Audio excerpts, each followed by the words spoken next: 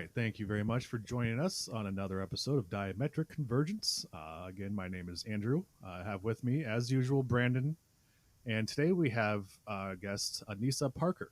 Welcome. Thank you. Welcome, An- Anissa. Thanks so much for being here. Thanks for inviting me. the owner of Ancient Alchemy Wellness, Anesa is a holistic health practitioner.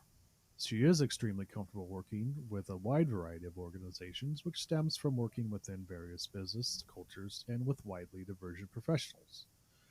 So, in addition to her dedication to healing, she has 25 years of business experience. Anissa began cultivating her interest in healing more than 30 years ago when her own medical issues caused her to research and begin using essential oils, herbs, and tinctures for herself and family. She discovered that she had come from a long line of healers, which explained why it came so naturally to her.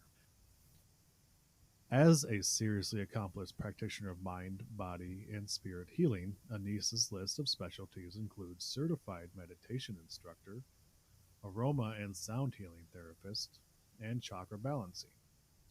She is also a licensed esthetician and Reiki grandmaster and teacher. She also holds a BA in communications along with a BS in integrated healthcare. She currently resides in Colorado. Woohoo! Yeah. So, Anissa, we're here to talk about remembering your purpose. So, I'm really excited for this episode. I've been thinking about this topic ever since I've been born, and I think most of us have.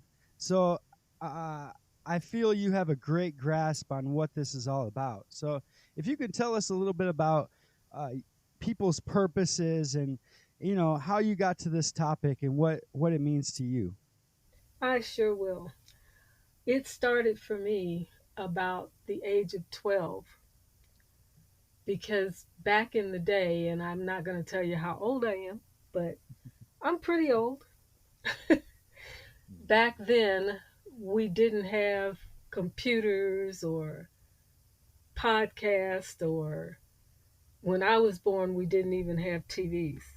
So that gives you a little idea of what I was going through. No one mentioned purpose or passion, or they didn't even ask, what do you want to be when you grow up? They just assumed we would go to school, and when we finished school, we would get a job, and that would be that. Totally. Didn't say get a job that you loved or any of that kind of thing. Just go get a job. Yeah. So Wow. that's how it was for me. The things we have now are just phenomenal as far as information. We didn't have any of that back then. And most people had no idea what a mission was, what your purpose was supposed to be. Um, I was born right after World War II ended. Wow. So you can kind of do some math there. And where were you born, Anissa? I was born in Chicago, in the city. Oh Nice. man, that's a great I am city. not. I'm a Midwest kid, born and raised in the city of Chicago. So All we right. got three Midwest That's good. kids hanging out. That's That's right. Yeah, I have Midwest some people are family the from best. Chicago. That's good. represent. That's all right. Yeah, Midwest people are definitely the best. We have a very good work ethic. I was just gonna say that. I didn't Absolutely. want to be the one, but Nah, I feel that's all right. You everybody. say it. Someone's got to speak up for Yeah, us. true. And I feel like I've been working all over the United States, uh, West Coast, East Coast, North, South, and anywhere I go, I always tend to notice the workers from the Midwest because they're always the hardest workers. No Absolutely. offense to anyone else that works hard from other places, but I guess we just know how to grind. I don't know what it is about the Midwest, but it's a lot of great work ethic from that area. It is a lot of great work ethic, and at the age of 12, I would get up and go to church on Sunday. Okay, um, no one went with me, just me. The church was a few blocks away, and I'd go started Sunday school and sing in the choir for church. And something was missing. I don't know what it was. I don't know what I was feeling, but I knew that there had to be more out there than what I was getting. And so I started going out of my house like I was going to church, but I wouldn't go to my church. About once a month, I would sneak off and go to somebody else's church. Wow. Or I'd go show up at somebody's house at 9 o'clock in the morning on Sunday, a schoolmate or something, and watch their parents wonder what the heck I was doing up that time of morning coming to somebody's house. But I was a seeker. I didn't know what a seeker was. I had no idea. Um, but that's what I was doing.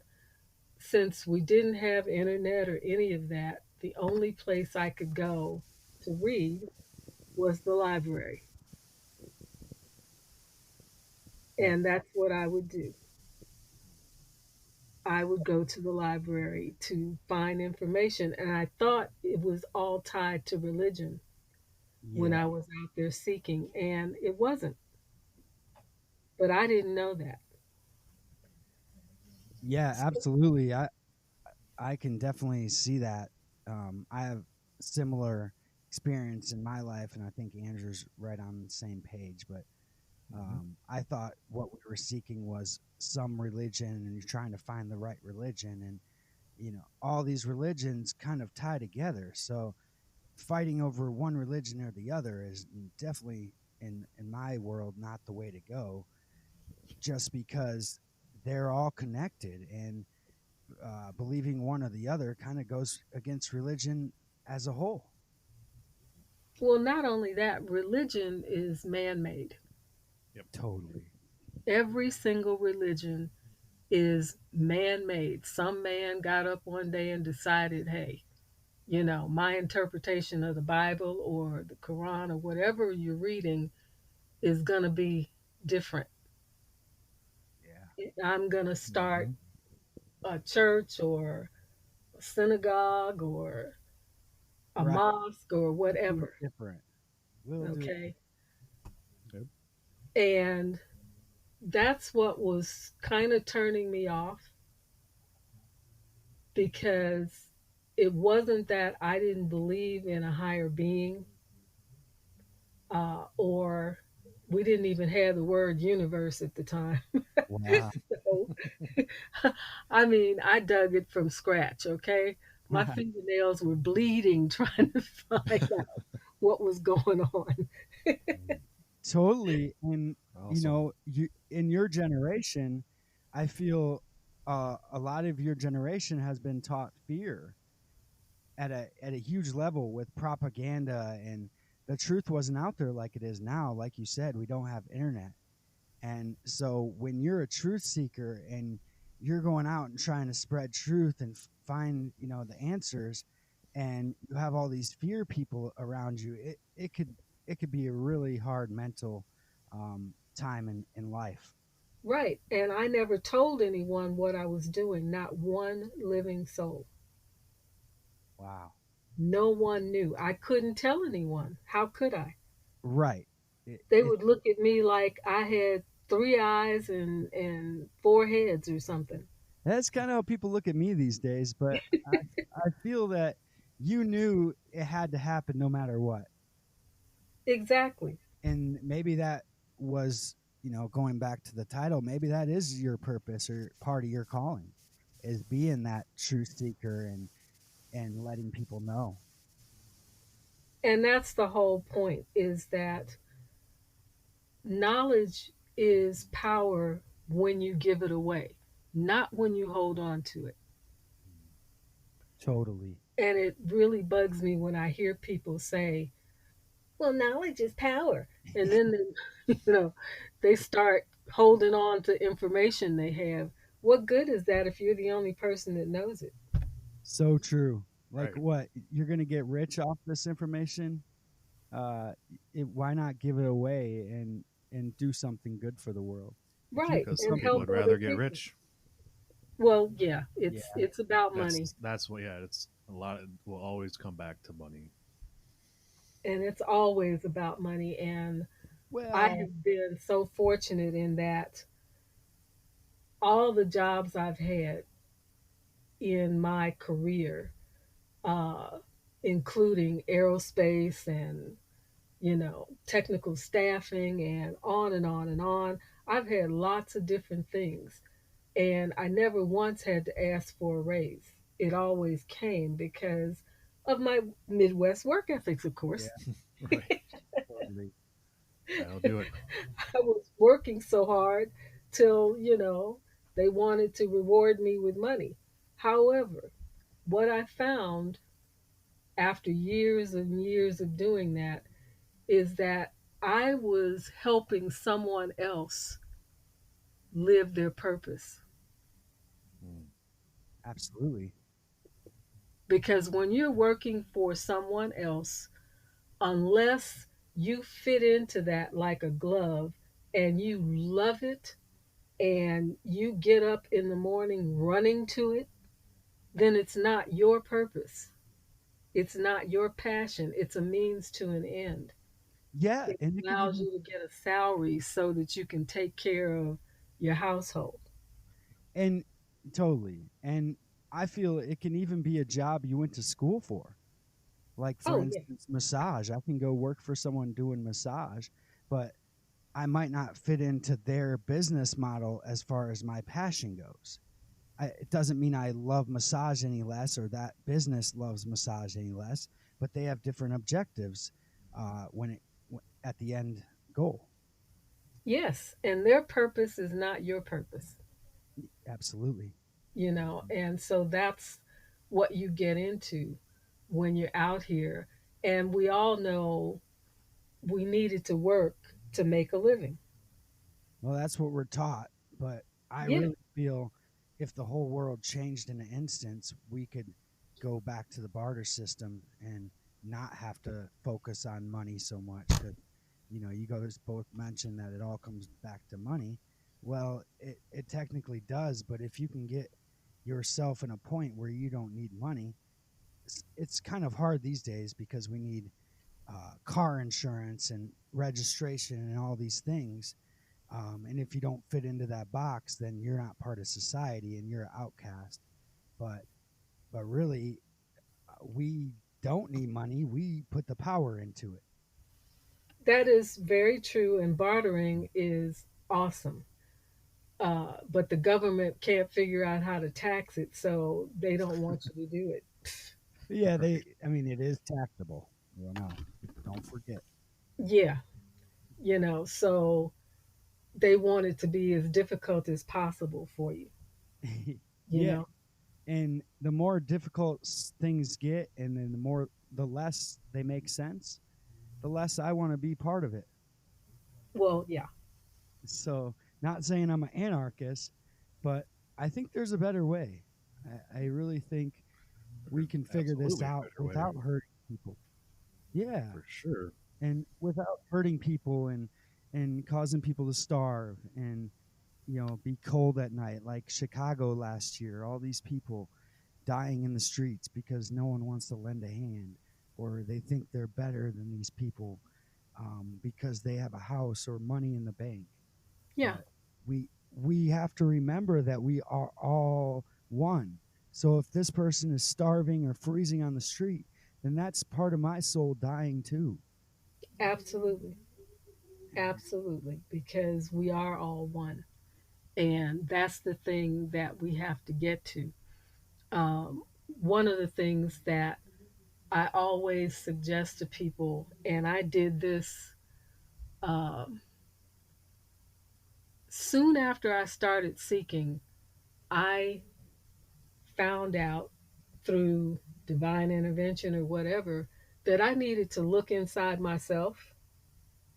I mean, really look, not do a surface cursory thing, but No, you got really to go go, in between the folds and the yeah, cracks. You Every got to go deep down deep homeboy. and Yeah. hit your subconscious and say, "Hey, I'm here. What do you have to tell me?" Yeah. Because if you do that, your subconscious will start telling you because it knows. And It knows everything. yeah, and it's almost to the point where you're breaking down because you're so like you're such at a brink of change and you just break down. And in school, my I had a great teacher that always said, bigger the goal, bigger the breakdown, bigger the breakthrough. So if you can, I really love it, and she's an amazing teacher. And I think if we can just breathe and get past those hard times, we'll see we'll see the light at the end of the tunnel. And I feel like I've been to a breakdown a few points in my life, and I've just held through it, and it was not easy, but with family and great friends, it's worth it. And what you find on the other side is much better than any point of your life, at least in my experience. That's right. Carl Jung, you know who Carl Jung is, right? Yeah, Hmm. You've heard the name. Yep. yeah, A Swiss psychiatrist who uh, is very, very well known. He was here from 1875 to 1961, and his one of his best quotes is, "There is no coming to consciousness without pain." yeah, So you know when you start to dive deep, it's not going to be a bed of roses. right. Yep. So you just hang on for the ride because it is a ride. Yeah. Oh yeah. Absolutely. It's like finding your purpose.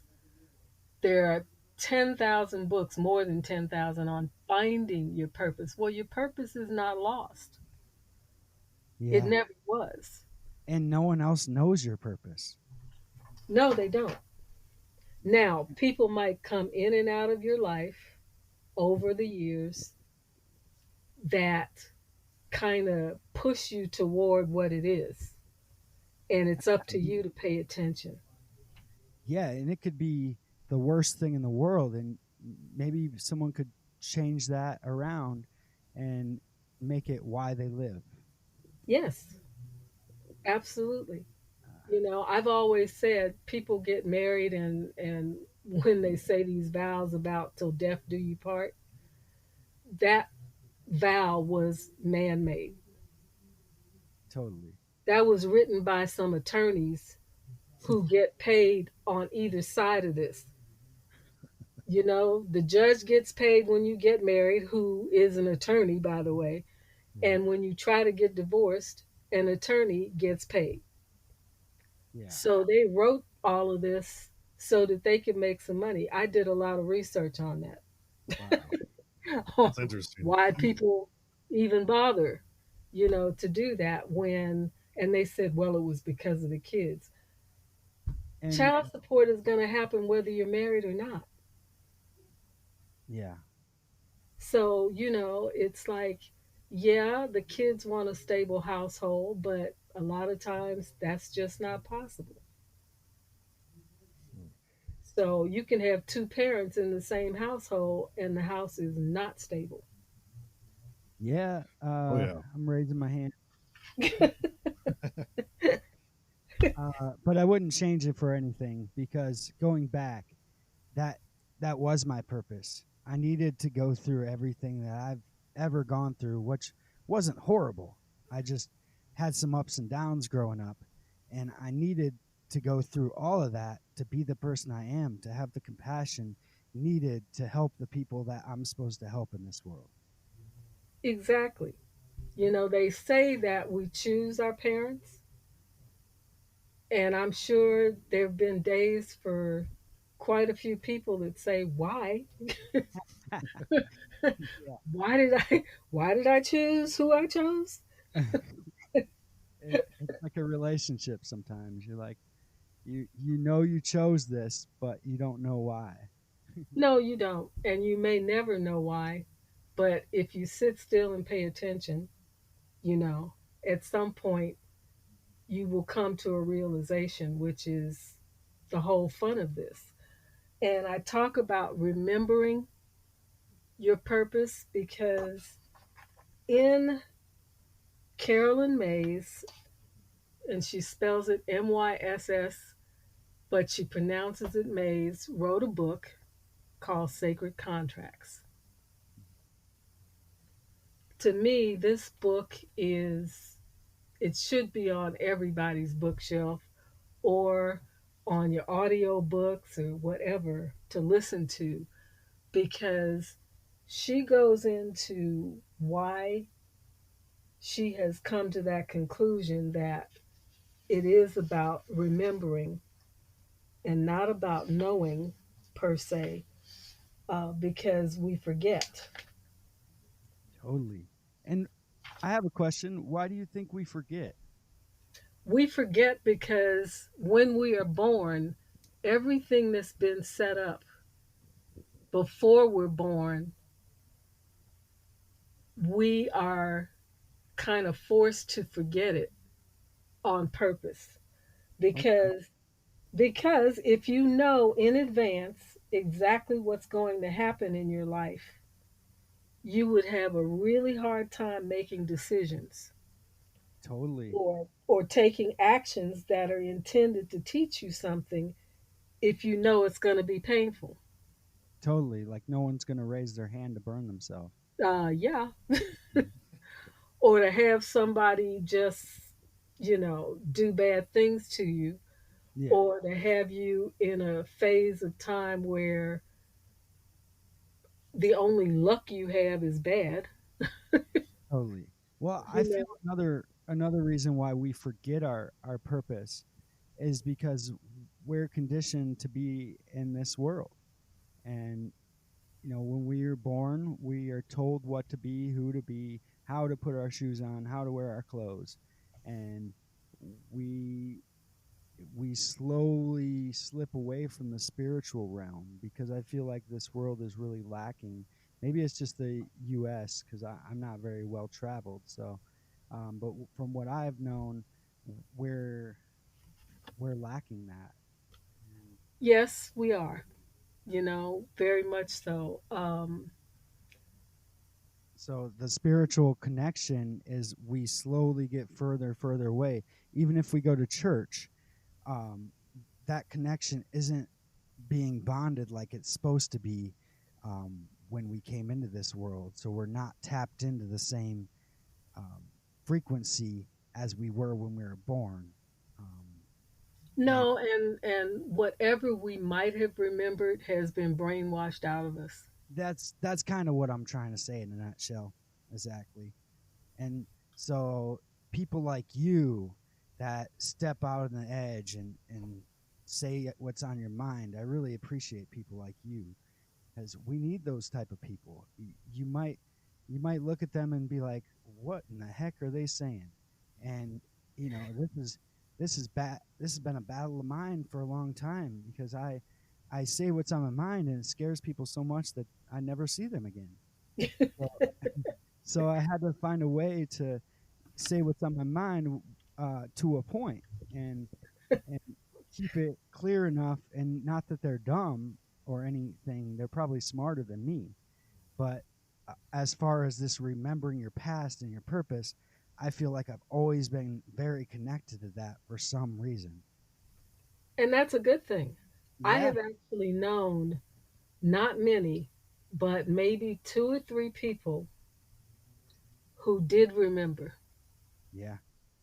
And how And how did it affect their lives? oh my gosh, it was like a well-oiled piece of machinery.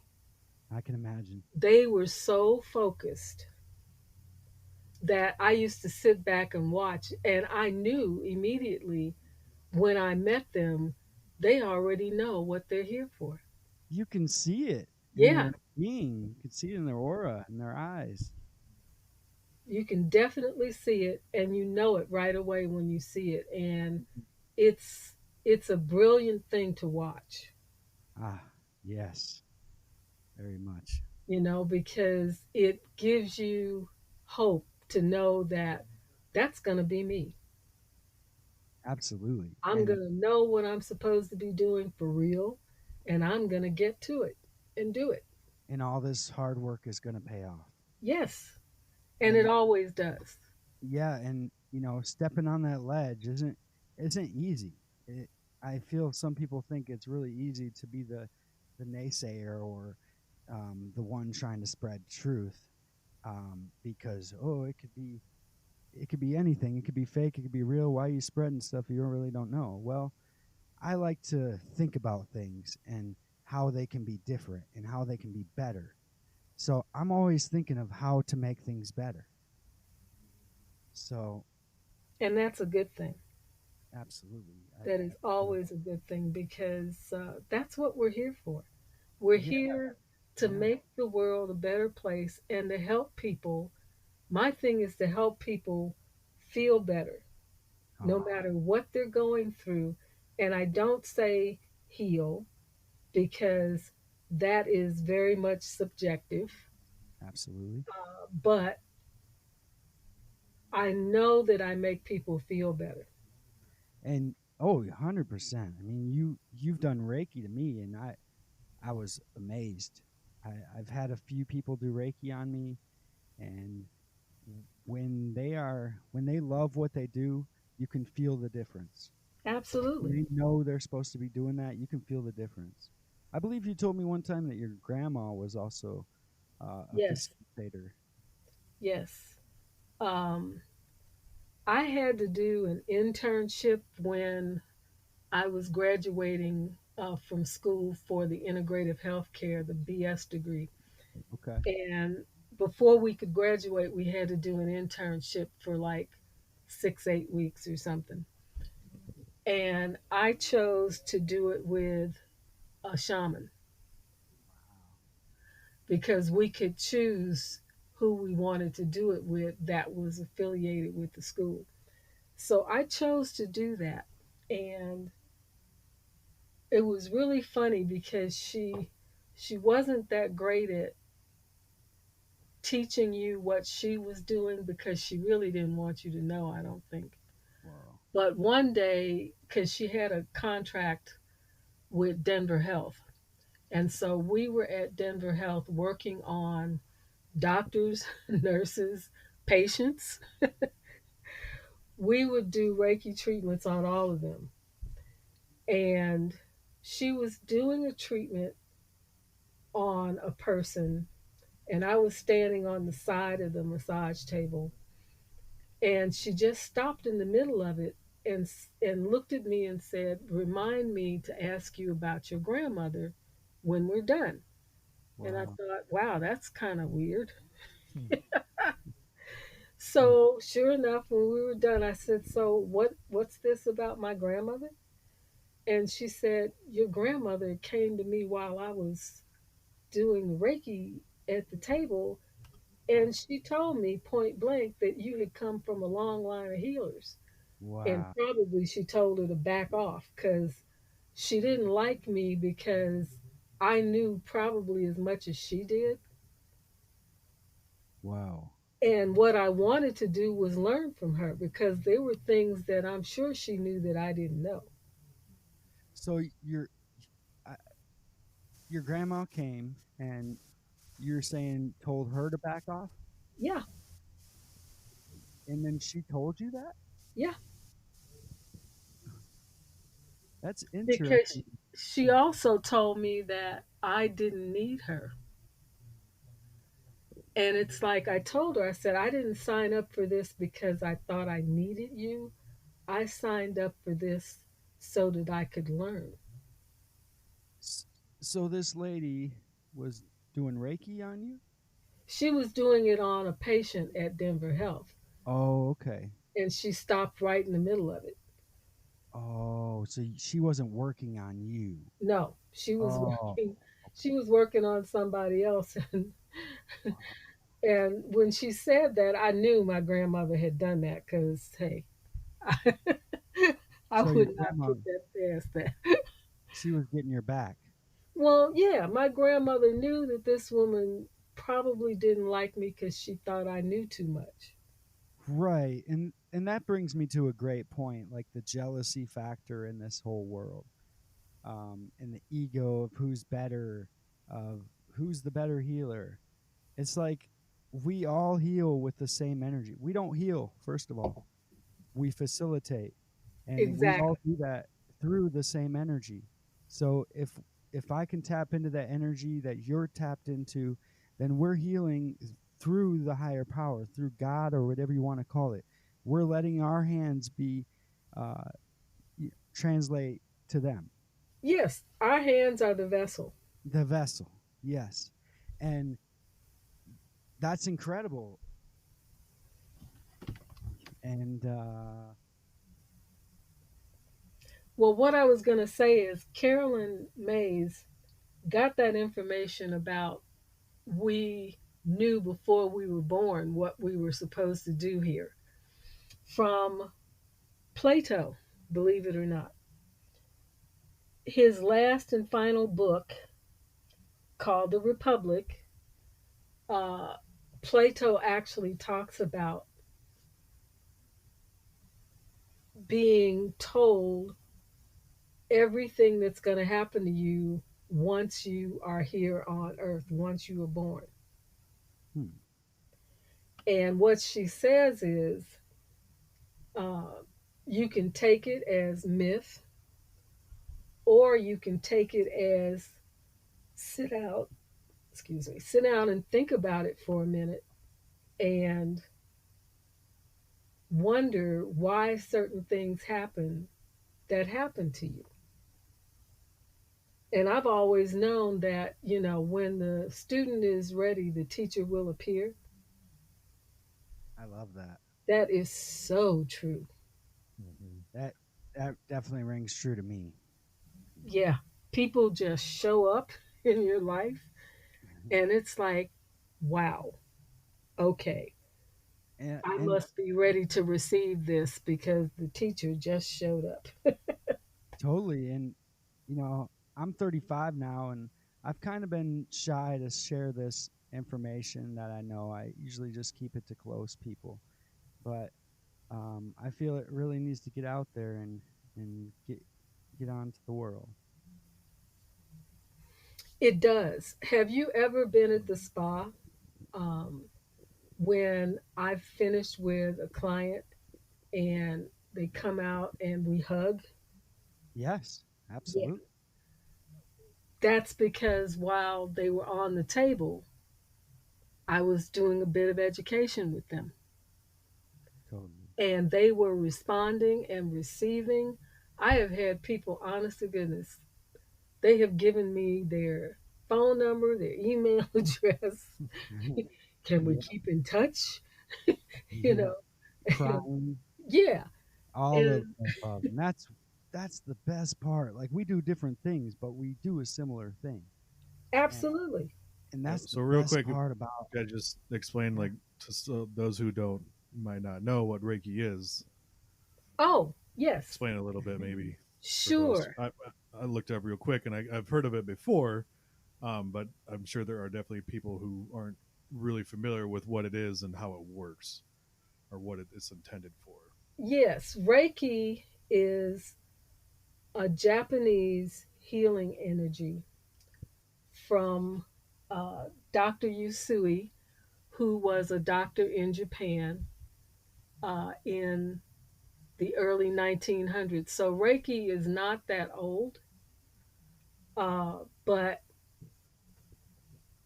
Reiki for other countries like uh, Tibet and India have been around for thousands of years.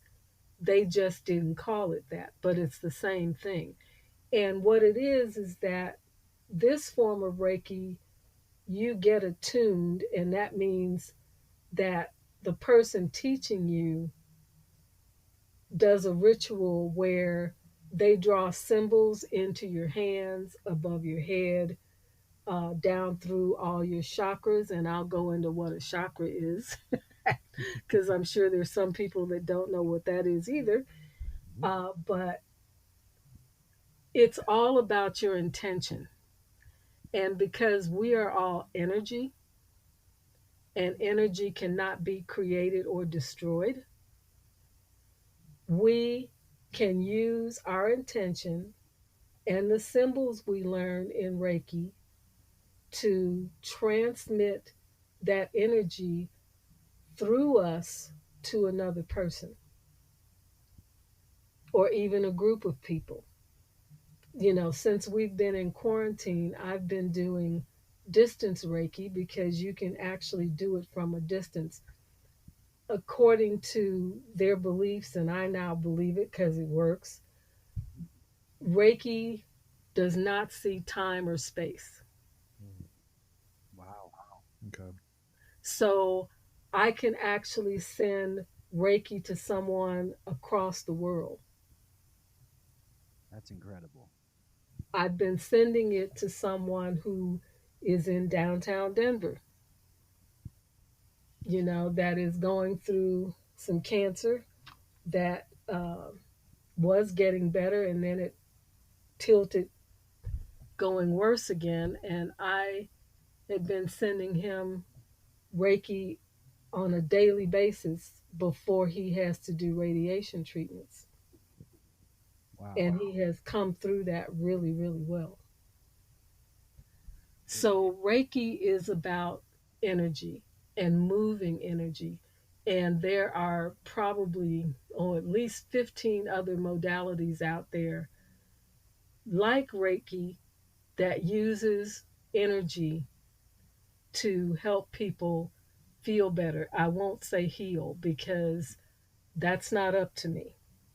Hmm. And when you say energy, what are you speaking of? I think people might get a little uh, confused at what we when we talk about energy.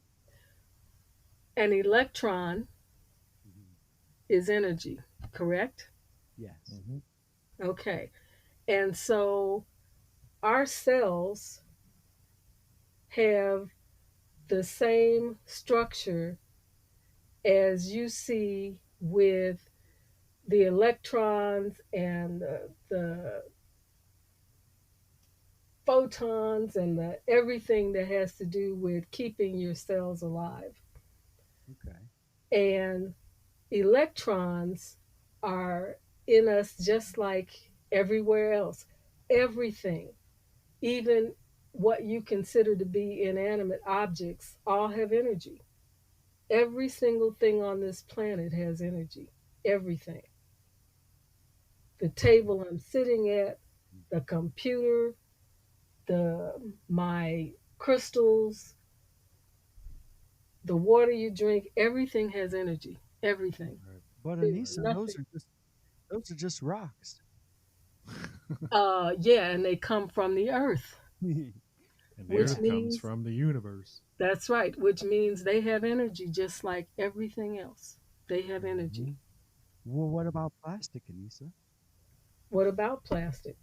How does plastic get energy? Plastic gets in there because it was made from other things.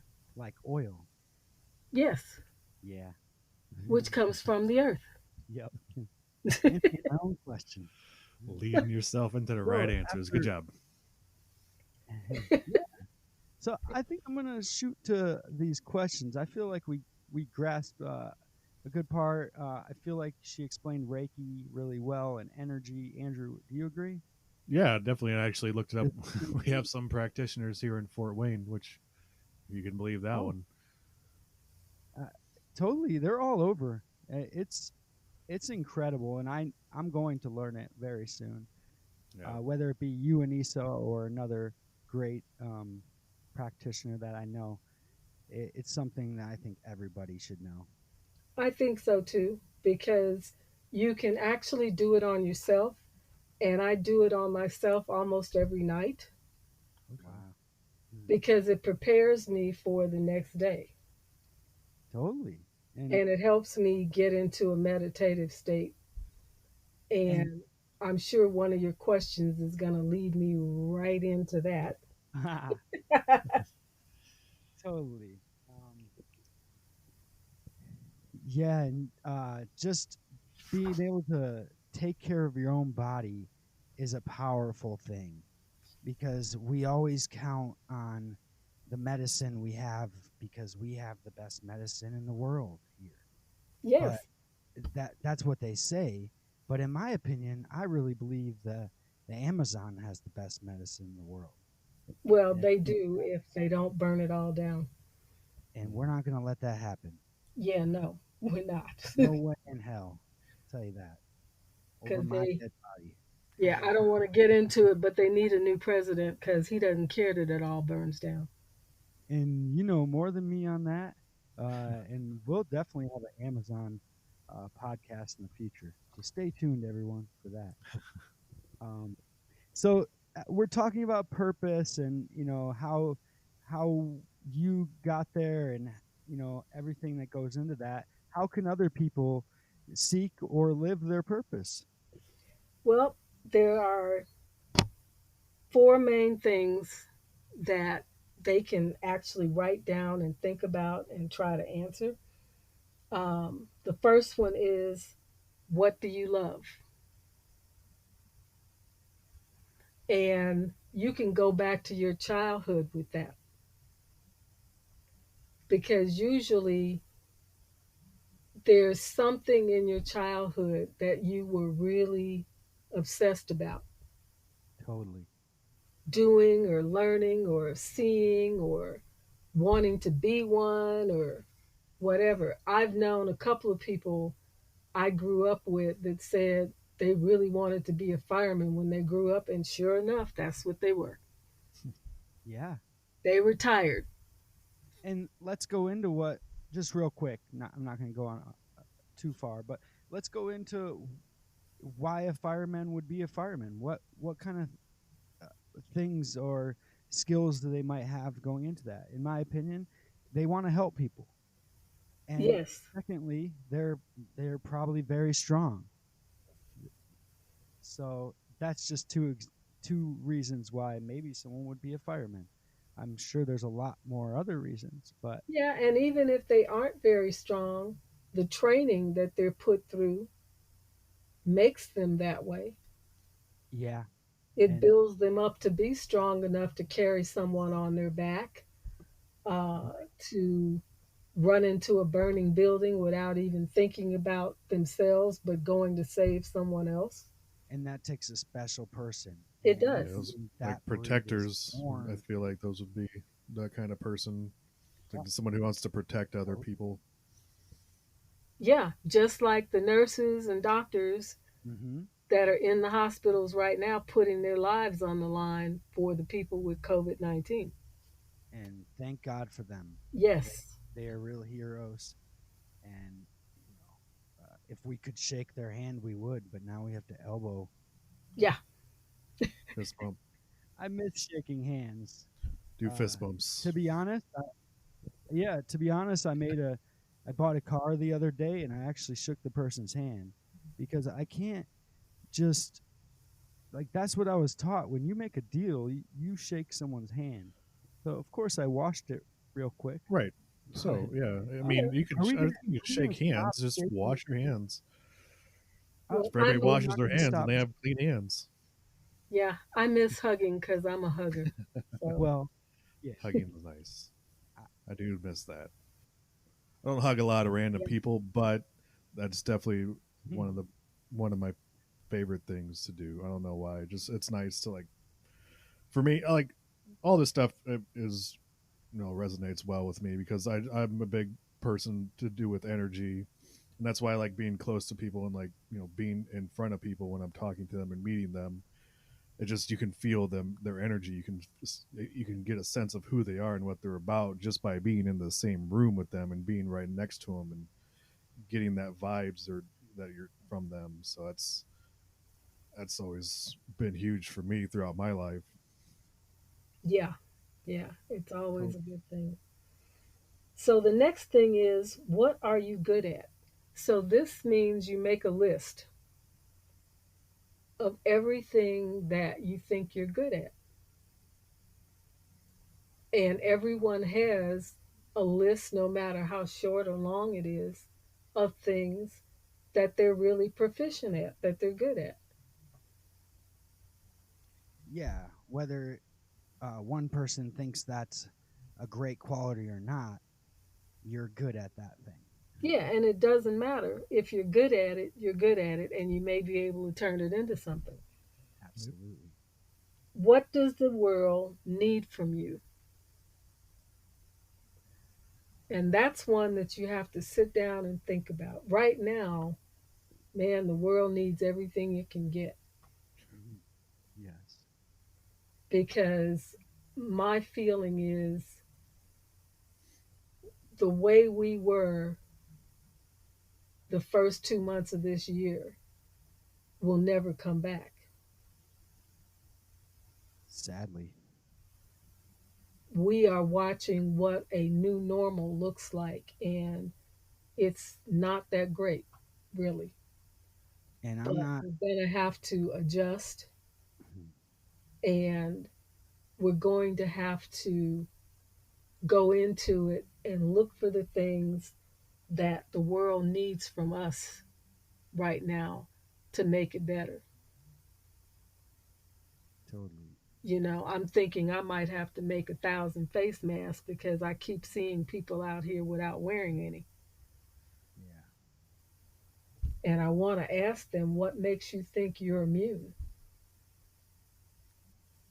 Because they're not. Well, there is the opposing side saying that they're making us worse. So that's a scary thing as well. I I'm not advocating one side or the I other. can't see how that's making us worse. Of course, I put a liner inside mine when I go out. Well, what they say is that I believe there's too much carbon dioxide and you're not releasing it. So you're just breathing in that same air and not really doing the exchange properly. So it can make you sicker. And that's the other side of it. I'm not saying or telling people to go out to stores without masks because I believe it for the simple reason that you don't want to get other people sick. So I feel like wearing it all day might be a little too much for me. I might overheat. I'm still trying to figure all that out within my own business and massage world.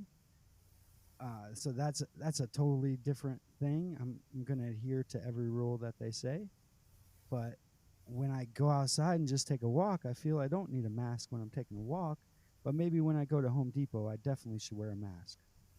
Yeah, and I think the N95 mask won't have you breathing in the same stale air because it has a filter that allows you to get clean air. Okay.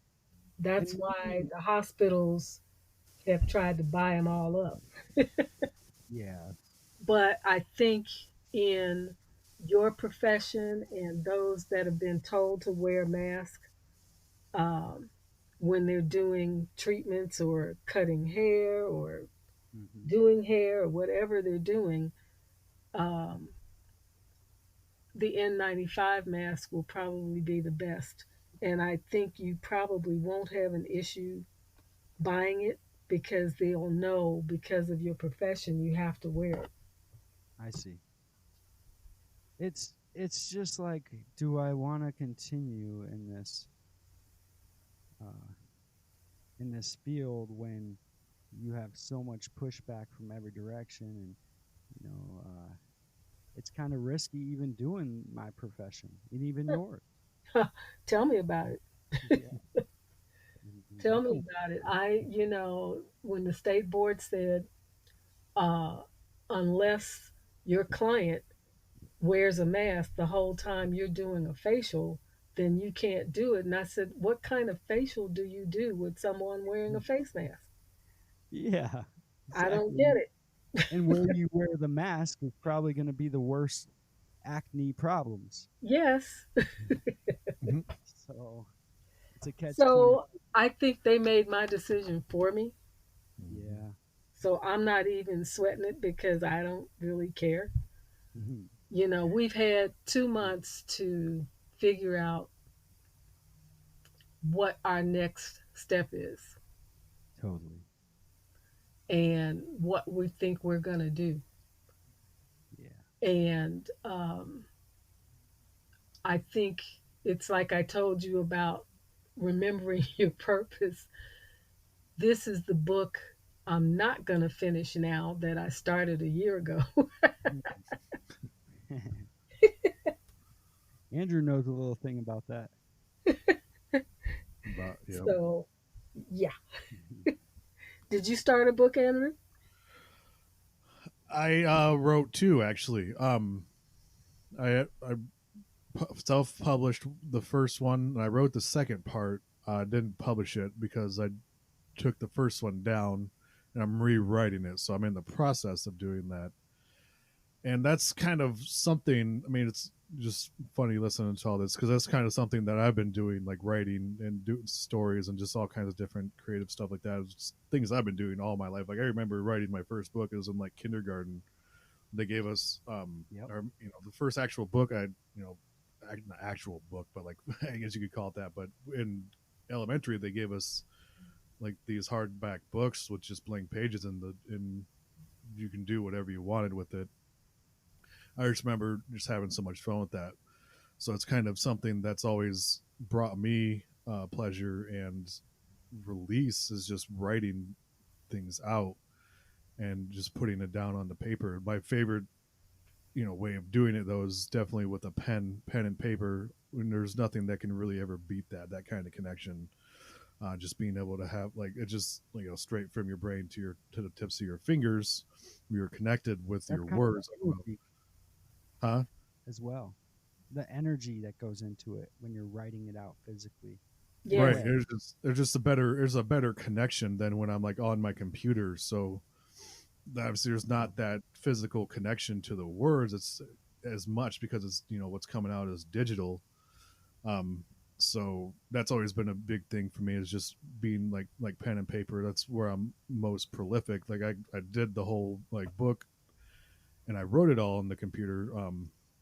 But I'm in the process, like I said, of rewriting, and a lot of this stuff I'm actually just writing down because I'm going to plan. I have it planned way more out, or planned more than I did before. Because before when I first wrote it, it just kind of went off a whim. Like I get just well, I guess the book that I'm writing, and I talked about this earlier, came to me in a dream. I had a dream about it, and it was just so powerful. And it just stuck with me so much after I woke up. Like sometimes you have a dream, and as soon as you wake up, it just starts to fade. This one, I don't know, for one reason or another, it was just the imagery and everything that happened in the dream was just so powerful. It just lingered and lasted. So I'm like, I have to do something with this. Like, I can't keep this inside. I have to put it out onto something. And that's kind of where it started, and it evolved from there. And it's probably apropos that you're on today because it's a lot about some of the same things, especially the part where you mentioned about energy is never destroyed. It's always everywhere. So it's a lot about mainly it's a lot about the human soul and just souls in general and how they play their part in our lives and kind of what happens after we die and all that kind of stuff. It's not real spiritual like that. It's more of a sci-fi type fantasy thing because it's a lot to do about bringing people back to life using kind of a marriage of science and more of this kind of spiritual energy uh, combination, I guess, to be able to achieve something that nobody ever thought was possible. There's a lot more to do, and there's some other undertones and overtones that go with it in terms of treating people with respect and not judging people, and everybody should be involved and kind of stuff like that. But it's been quite a journey doing that. I'm just like I said in the middle of trying to rewrite that. It's been I don't know. I've been trying to get some of my own stuff figured out or not figured out, but straightened out with my I guess well being and kind of having to get better because I don't know when I just a lot because when I wrote it like the second part of the book, I had it as a two-parter the first time. When I wrote the second part, I got fired from a job, and a lot of stuff like kind of went downhill, personally and professionally at that point. So I kind of got off track, and my head hadn't been right. It's kind of just starting to get back recently, where I've been able to get back into it. But always have to be, for me anyway, in a certain frame of mind or state of being to be able to pull these thoughts from where they are and these all this stuff, and then put them down onto a piece of paper. So yeah, it's been a process I'm going through, but And yeah, I definitely know about writing the books. do you feel that's part of your purpose, Andrew? Since you've been writing since a young person, do you feel this Yeah, getting I this do. information about the soul is part of your purpose as well? Like your first book, what it was about, do you feel that has a connection to? Yeah, it's interesting because like I said, I've always had that kind of inclination towards writing and telling stories. It kind of really started to creep up in high school, towards the end of my high school career, and then I went off to school to do audio engineering. But there is where like was it was really um, kind of reaffirmed to me, or even confirmed to me, that writing is going to be more what I'm going to do, or what I need to do or should be doing with my life, because the person I actually met there, I had signed up for. It was like a songwriter type thing. The songwriter came to the school, and she sat down with people, and she was looking at people's lyrics or music or stuff like that. And I showed it to her, and it didn't. I don't know. It didn't really go the way I thought it would, but it went the way it was supposed to go. Um, because uh, I don't know, a lot of times for a lot of my life, put a little bit of backstory on it, is a lot of times, I've been very introverted through my life, and growing up was never, my family life was never one where we expressed a lot of emotion. So there's not a lot of that going on. So I bottled up a lot of stuff, basically. So in this first time that I met her, her name is actually Trina Harmon, and she does a lot of coaching stuff like that, where she helps artists and things, people kind of find who they are, kind of like that. And she's really good at what she does. But our first session, like, I was in tears by the end of it, because like, just everything that was going on, like, I was just like, looking back, I feel like I was being confronted by something at that point. Um, because after that like session with her, I went home and actually wrote, just like, just came out of me like this, pretty much a poem that was about her. And like, I read it to her, and like, we were both crying, like, our second session. So it was like a really powerful experience for me, doing that. So that kind of is the main thing I pulled out of that. So that's kind of where I've been going with it ever since, and trying to keep that going for myself, and just, yeah, doing the writing and keeping that up and trying to get somewhere with it. Not necessarily, I don't, my goal isn't necessarily to get rich off doing it. I just, maybe make a comfortable living, but in the end, really just to get my message out there. That's kind of been my experience, or kind of goal for it. And that message is about the souls and how you treat people. Um, sure, for this story, I mean, it could be it's a bunch of other stuff that I have going, that, Totally. depending on the story that I'm writing. But for this particular one, yeah, just a lot of it is, a lot of the writings that I do is therapeutic as well, just to get things out. Like I said, I don't share a whole lot of my own emotions or feelings with other people, so being able to write it down has been endlessly helpful. But yeah, just whatever I feel like needs to be said in a certain piece is what I'll write about. Cool. I And, think that's but a good thing. That's a really good thing, yeah, um, because it does keep your creativity going, and that's immensely helpful. Yeah, and that's always been an itch I have to scratch is just that creative side. That's what's, and I That's don't why know we if created this. that's, yeah, secondary purpose, even if that's a thing, because right now I'm a trainer where I work, and it's like I come from a line of educators, and that's, and being like in this, in a similar position has been like fantastic for me. Like it like pretty much rocked my world. Brian, you know about this, like from earlier this year when I got this new job. Like I had like just out of nowhere, really, just a huge battle with anxiety, where I was having like panic attacks and stuff like that. Just, and this was right after I got this promotion to be a trainer, and I don't know what happened. Like it felt like a shift, I guess. Like I'm much better nowadays, 3 months on, but being in this position where I'm actually doing something that I want to do, that I enjoy doing. Like I enjoy going to work to do this because I like interacting with people. I like being able to teach people and give them the knowledge that they need to succeed. So that's always been huge. So I feel Well, like that was a big part of my upheaval, like, speaking in an energy, from an energy standpoint. something you just said, Andrew, um, just about the 3 months. Like 3 months ago, you were having a tough spot, and now you're doing better. Yeah. That's wild. Like that's a huge win because most people right now are doing the worst they've been in a long time or Yeah. ever. Yeah. And you're telling me that you're better than you have been in years or whatever. Uh, Right. so that's a really amazing, and that kind of shows how powerful creative process and using your own mind and having people that love you around you really pays off. Yeah. I mean, you're right. It just sucks that it has to happen in the midst of everything going on, but such is my life, and such is life in general. Like that's just how things work. I mean, then you're the rat, Yeah. so there's that.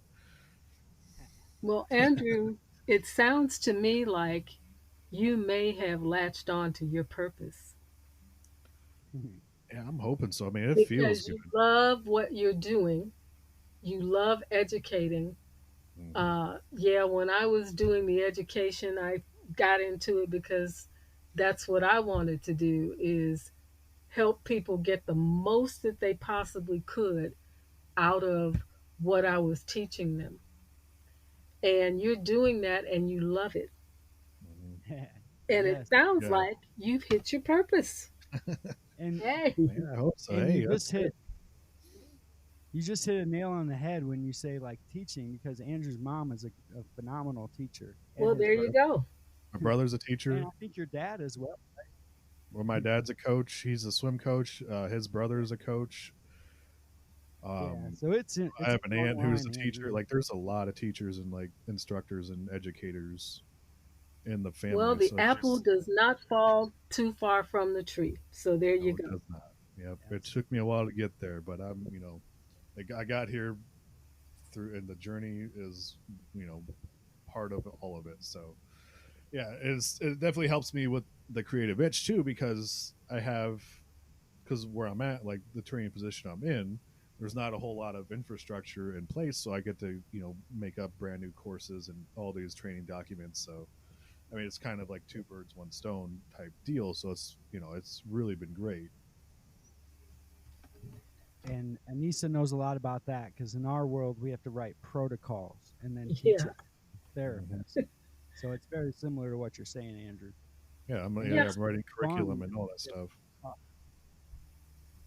Yeah, yeah, I taught at Heritage College. Um, which is near Denver. yeah, and they didn't have an aesthetics program when I started. So the first year I was there, I built the entire program.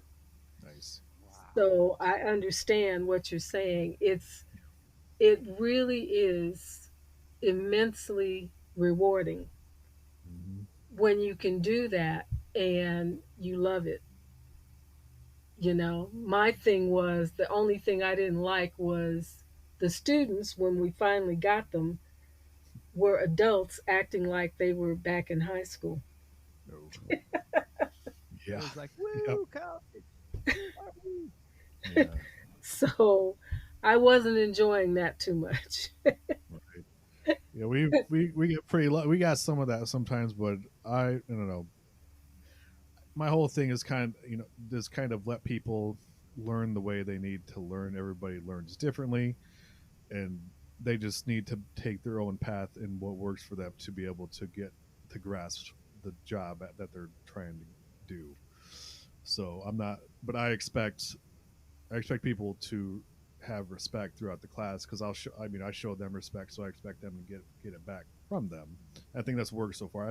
I've only had a couple classes for training so far because all this stuff happening hasn't really provided me the opportunity because they've sent everybody home and they're not really hiring as much.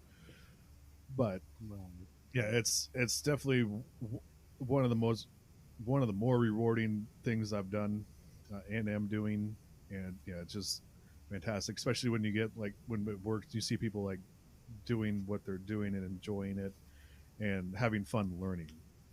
That's always good for me. And then I mean, I've gotten a couple compliments so far, so that doesn't hurt either. Awesome. I wouldn't think any different. Yep. So it's fun. So, Anissa, Yes. basically, I have another question. What Yeah. is essential to maintaining this path? So, we talked about Andrew's uh, purpose and how he got there, and how does he keep that going? Well, because he loves it and he comes from a family who is doing it and has done it for a long period of time, it should be really, really easy to keep it going. When you finally latch on to the thing you love, and inside you know Yeah, that this is what I'm here to do, you don't lose it. totally. It stays, even if you change and do it a little differently. I mean, I can't even count how many different jobs I've had. So they just kind of mold to what your purpose is. They kind of do, Yeah. because I'm the type of person that wants to know what's out here, and my book collection is insane. I am one of the most eclectic readers you've ever seen in your life. I believe When it. I go to Barnes and Nobles to get magazines, they look at the pile and they say, "Wow, are these for different people?" And it's like, "No, they're all for me. I just like to know what's going on." Right. Hey, that's a good thing. you know, and my books are the same. And when I latch on to something, I try to get everything I can to read because I Yeah. want to know everything there is to know about it. Hmm. And then I move to the next thing. So I've had tons of different jobs, from aerospace. I started as an accountant, believe it or not, Wow. a bookkeeper crunching One for numbers, zeros. you know, and I went from that to uh, working aerospace, being a technical writer, being a computer programmer at Boeing, you name it, I've done it. A- And that's really cool that you mentioned that. Like you've done all kinds of different things. And I feel all these jobs and all these things, experiences we have in life, you can take a little from everything, even though you say it's accounting, but you know, later on you became, a facilitator of healing, and maybe that accounting is paying off now. So everything you do, you might not know at the time is for your purpose, but then you'll use it later on in life, and you'll be like, oh, that's why I did that. Absolutely, because I still do my own taxes. Yeah. See. So, Yeah. I mean, it paid off. I Yeah. still know how to keep a set of books. Right. And that's I very important. I don't still know how to program in COBOL, however. So Wow. I have to put that one aside. Yeah.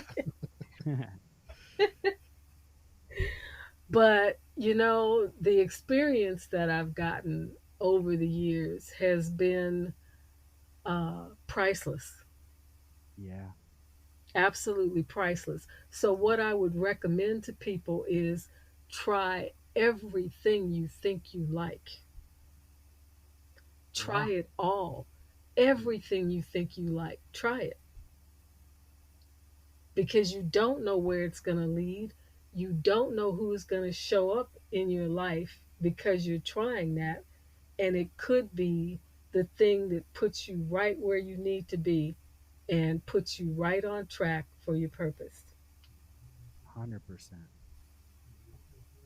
And also just keep an open mind. Maybe you go and volunteer somewhere or help someone, and you figure out your purpose right there, Yes, just from going with the flow, rolling down the river, and not trying to swim upstream. right, And exactly. all these things align, and you're like, wow, I'm so glad I went to volunteer at this food drive because I met this most amazing person, and they made me realize that I needed to do something else more, something deeper with my life. And that, that those are the times where you're growing the most and Absolutely. stepping That out is that really good because you're absolutely correct. And I told my kids the same thing growing up. Try it. If you think you like it, if you want to know more about it, here you go. Do it. Have at it. You know, it's just a little time and try it because it might be something you love. My son drew comic book characters from I can't remember how 5, 6 years old. And so I kept him supplied in comic books, paper, crayons, pencils, whatever he needed, I kept him supplied in it. That's He awesome. deviated totally from that Hmm. for many years. He went on and did something else to make a living. And guess what he does now? He's an artist. Well, that's There beautiful, you go. and it's really cool that you supported that. And that brings me to another point. Um, like we already went over it just a second ago, but if we change our mind, it's totally okay because you're going to use those skills later. So they can always mold to something a little deeper. So at first, the purpose might be to grab a pencil, but then deeper down, you're grabbing that pencil to write a song or write a book. So the purpose could be so much deeper than just grabbing the pencil. Absolutely. So uh, Absolutely. so yeah, you can use those as stepping stones, and it's not like, oh, I've been doing the wrong thing for 20 years and I just realized today. No, you've been doing the right thing, and that's how you know now what exactly you need to do going forward. Right. And Mhm. thousands of people, while they're working a job for somebody else, have stumbled upon their purpose, started doing it on the side after work, and turned it into their full time thing. Totally. Yep. Yeah. So It's there's beautiful. nothing stopping you. You can have a job so that you can make some money and earn the living and pay your rent and pay your bills. And when you come home from work, you can start your painting, your writing, your music, your poetry, whatever it is, making things to sell online, because you can do that while you still have your 9 to 5 job. Yep. Right. And some people's purpose may just be to grow an amazing family and take the best care of their kids as possible. And I think that is admirable as well. It is. And it is definitely a purpose. Yeah, I mean, my mom was one of them, and I'm so thankful that I had her around as much as we did. Yeah, and I'm thankful that in the midst of me working ridiculous hours, out of town all the time, that Yeah. my children turned out the way they did. And I am so, so thankful for that. Because, Well, boy, the I type was of gone person sometimes more than I was home. the type of person you are, it seems like, they they have good genes to follow. So And I let them know that I trusted them and I gave them everything I could at their disposal to keep them occupied when I wasn't there. That hmm was meaningful for them, you know? that's cool. Yeah. That's It's that's it's good and we are extremely close now, so I'm very happy. and so what do you think your purpose is? I think we covered just scratch the surface, but maybe we can go deeper. My purpose really is to spread knowledge. Everything I learn, I want to pass on. Uh, Helping people feel better is number one on that list. And I get to do that in more than one way. I get to do it through the Reiki. I get to do it through my essential oils that I put together for people, my herbal medicine that I put together for people. I make elderberry syrup every year. In fact, I'm going to do that tomorrow, make a new batch, and I give it to people uh, so that they don't become ill. And I think really it all ties into helping people feel better. That's it in a nutshell. That's what I do. If it's knowledge they need, I'll give them that. Um, and Brandon, when I have an extra book, I'll give it to somebody. Yeah, I mean, I have sacred contracts right on my desk because of you. It's in my hand right now. I just Yeah, took a because quote and stuff. sometimes I buy so many books that I don't remember I had it. So I end up with two copies. You know, real quick, a funny story. When I was in high school, someone gave me the book Purpose Driven Life, Ah, yeah. and, and I was raised Christian, so it was really rang true to me, and felt like there was something there. But how I got the book was the funniest part because I was in school and teachers aren't supposed to teach you about religion, but this certain teacher came over and said, "Hey, we're giving books away today," and she already knew I wanted to read this book, and so she's like, "Yeah, go over there. There's some books over there." And I'm like, "Yeah, I will whenever." And she was like, "No, you need to go over there quick because there's a book over there for you." And it was Purpose Driven Life, and reading that just changed my life 100%. Just looking everywhere for um, you know this might be meaningful, and finding truth in everything you see and every experience you have is a meaningful experience, and that's kind of what that book taught me. It wasn't really about you should listen to Jesus, even though it mentions Jesus quite often, but to me it was more of just look around, and everything could be for a purpose. That bum over there could be God just kind of testing you to see if you're mean or not. So I thought that was really Yeah. cool that teacher actually snuck that in, even though it was probably against the law, but she didn't care because she knew that I needed that book. And Yeah, and that part of the book you're right about because I have it on my Kindle. I've yeah, had it for a long time, and that and probably 90 other books yeah, about purpose. right. For sure. But I know you're right. Andrew's read it too. You're right. I've read that one from cover to cover. Sacred Contracts. I've probably read it, listened to it on tape, and you name it. I've I've gone inside, outside, up and down over it because I think it was in between the lines where you really find out what's going on. Absolutely. And I definitely need to finish it and dive deeper in it. But it's cool how you gave it to me because we started talking about what this whole podcast is about, basically, and and then for like a Christmas gift or whatever it was.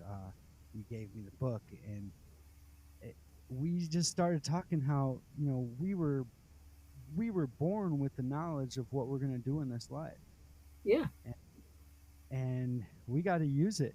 We got to remember it, because the quicker we can remember it, the faster we can live our purpose and live a meaningful purposeful life.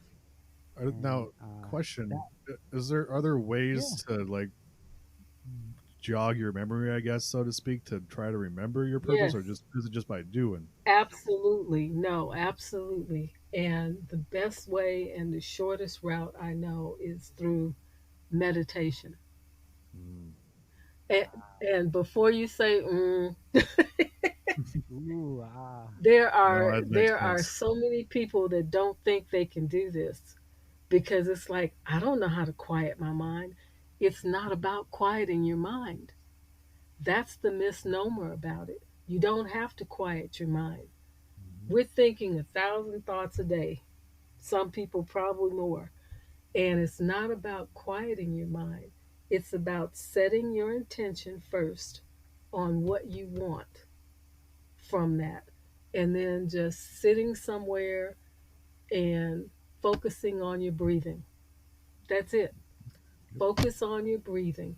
And you breathe from your lower belly, not from your chest.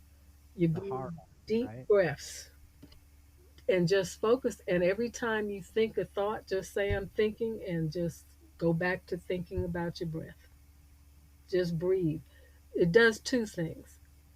When you set an intention to say, I need to know what my purpose is, that's your intention.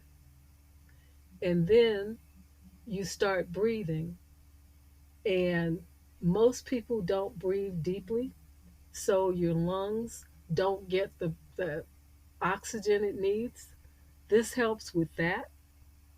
And you may not get an answer the first time or the second time or even the third time you try, but you keep trying, even if it's only for a minute, 2 minutes, 3 minutes, 5 minutes.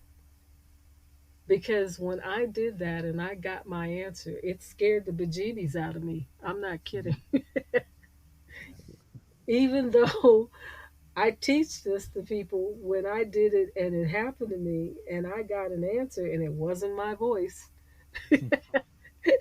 because that's the other thing. How do you know the difference between your voice and the universe or whoever's telling you this? First of Yep. all, it's always positive. Second is, it didn't sound anything like me. Mhm.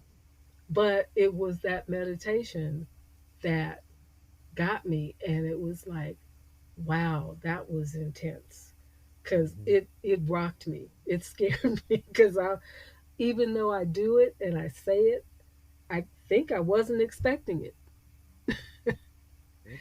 And I Totally. got my answer. And it was like, wow, okay, I'm a believer. I'm a believer because I didn't make this up. This is like, okay.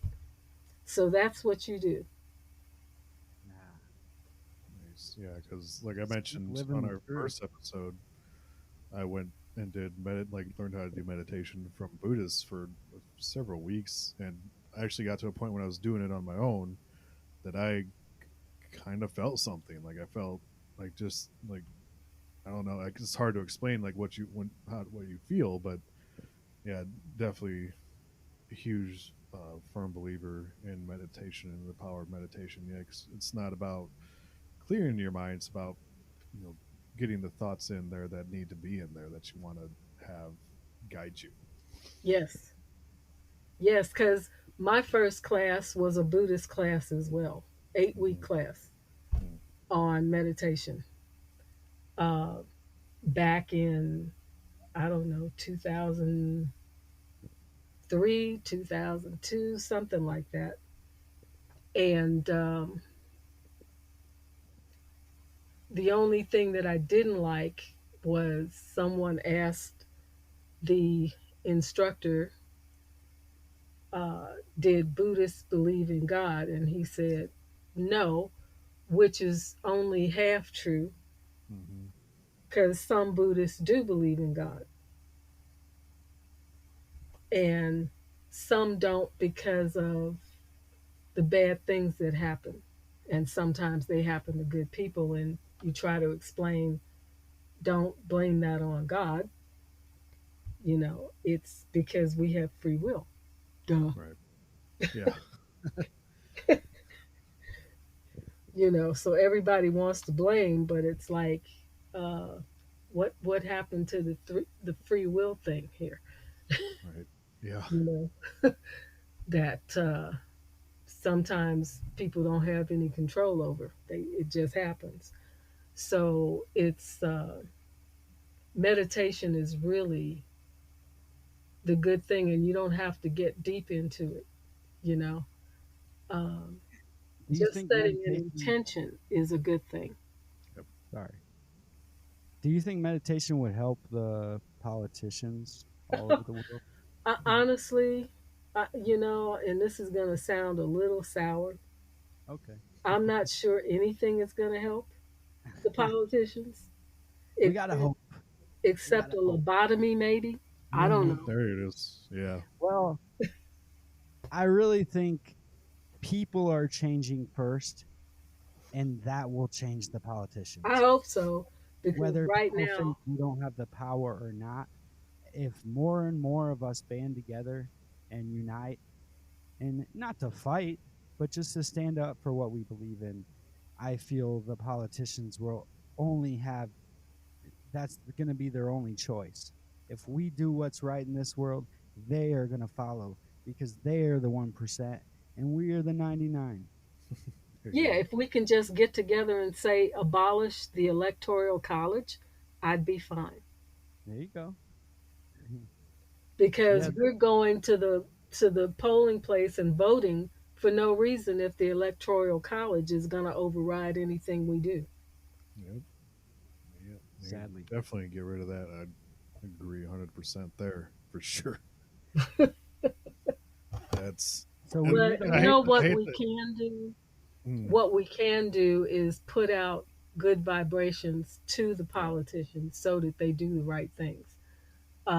The group I belong to, that's a Reiki group out of Michigan, another Midwesterner. Oh, yeah.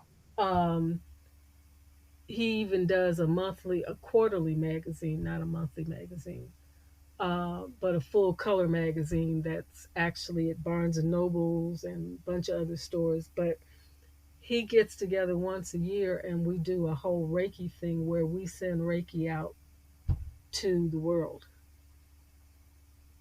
Wow. And it's very powerful. It's like when you see the Buddhist monks always chanting, they're praying for the world Yep.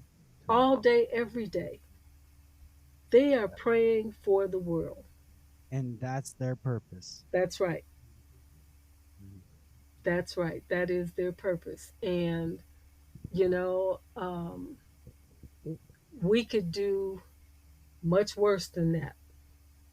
My hat's off to them for Me too. doing that, It's because not an easy road. no, it's not easy. It's not easy at all. And they've And, been doing this for a long, long time. yeah, and they hold an important space for us.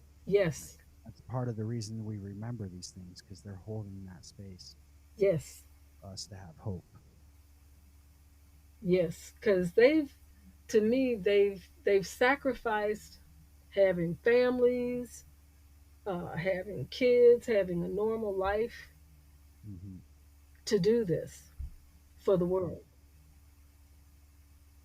And It's like the Dalai Lama. He gets up every morning at like 3 or 4 in the morning and he meditates for 5 hours. wow, incredible. I don't know if I could sit still that long, I know my back usually starts but hurting it. but he's been doing this forever, Yeah. It you has the know. endurance And for that, though. oh yeah, you do have to have endurance. Yeah. It's like Deepak Chopra says, if you think meditating for 5 minutes is too long, then you need to do it for an hour. For sure. Yeah, Yeah. Well, wow, Anissa, I these are all amazing things, and I think we could talk for probably 5 hours on this Yeah. So, while Mr. Dalai Lama is meditating. yeah, definitely have Ah, to. That means a but second show, yeah, I another think we're gonna episode. have to have you back. Yeah, So, definitely bring you back. um, remember the Remembering Your Purpose podcast? That's what we can call it. um, part two. Remembering to And remember your but purpose. yeah, I'm I'm so thankful to have you on, Anissa, and talk about these things that a lot of us need to think about and don't really have an outlet or someone to talk to about. So I feel like the world's changing and more of us are finding our purpose and what we believe in.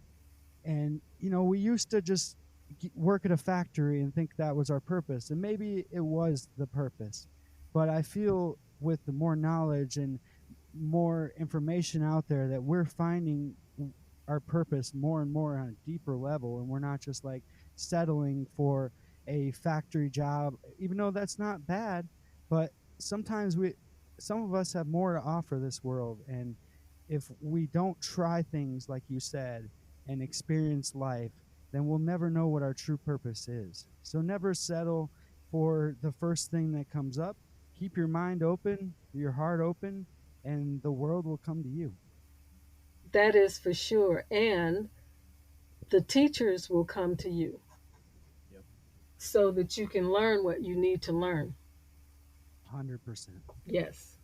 And Yes. thank you for coming to us on this show today and giving the world some hope and something to look forward to. Yeah.